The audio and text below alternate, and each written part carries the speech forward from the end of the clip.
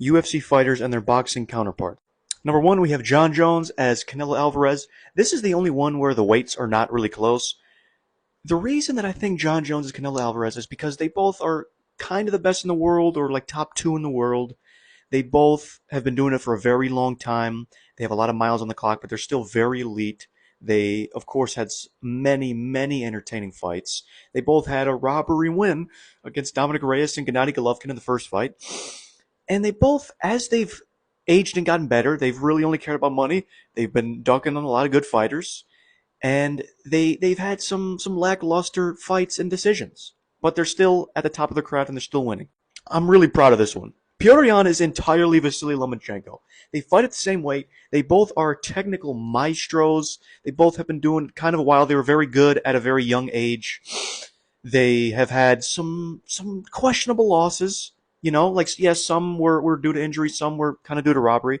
But at the end of the day, they're both fucking excellent, and they're so damn entertaining to watch. This is like perfect to a T. This one was kind of tough to do. But I figured that Ilia Topuria is Gervonta Davis. They both are massive power punchers. They're at kind of similar weights. They knock people the fuck out. They, in the beginning of fights, they're a little slower. They're trying to find the power shot. They're trying to set up the power shot. Yeah, they'll have some success early. They'll land a couple jabs.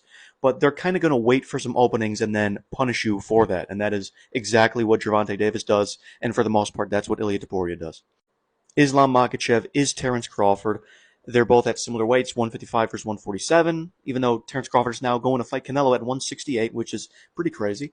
They both are not the flashiest fighters, but they do the basics better than anybody else does. They are very dominant.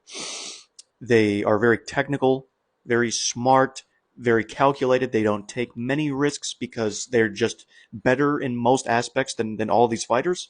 I thought this was a very good comparison. Now, this was a tough one. I was trying to find one for Alessandro Pantoja, but I was like, you know what, dude? It's Naoya Inoue, for sure. Not shout out to Naoya Inoue, by the way. Saved the fucking weekend of boxing. Got dropped in round two by a mean left overhand, and you could tell he got rocked by that too. Like, most fighters just dart right up after they get knocked down, and they get a little wobbled. But dude, as soon as he sat down, he's like, took his time. Boom, dominates him in the later rounds, drops him in round 7, fucking finishes him in round 8. He's just teeing off. Dude, shout out to Inoue, bro. I fucking love Inoue. Sorry, back to the comparison. Yeah, Alessandro Pantoja, these guys are both fucking tanks. They move forward, they take punishment, but they keep moving forward and they dish out punishment of their own. They're very dominant. They're smaller weight classes as well. Of course, Pantoja's 25.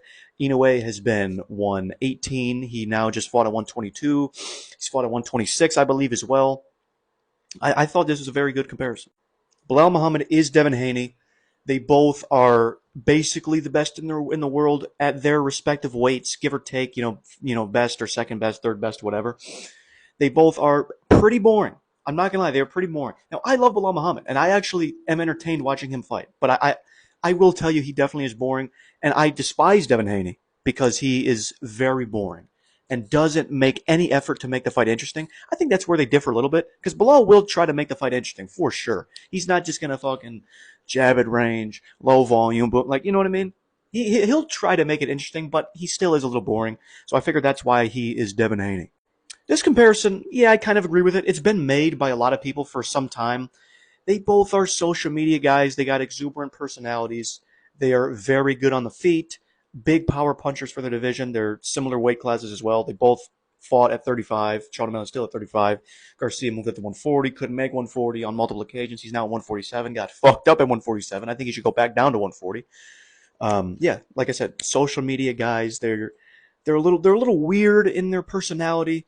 Their fight style is pretty similar though. Super technical on the feet. They got big power. They're always looking for that power shot, and they sleep a lot of people. And they also kind of did get, I'm not gonna say fraud checked. No, definitely not fraud checked. Let me calm down. But they both did take a loss. Gervonta being for Ryan Garcia and Merab being for Sean O'Malley.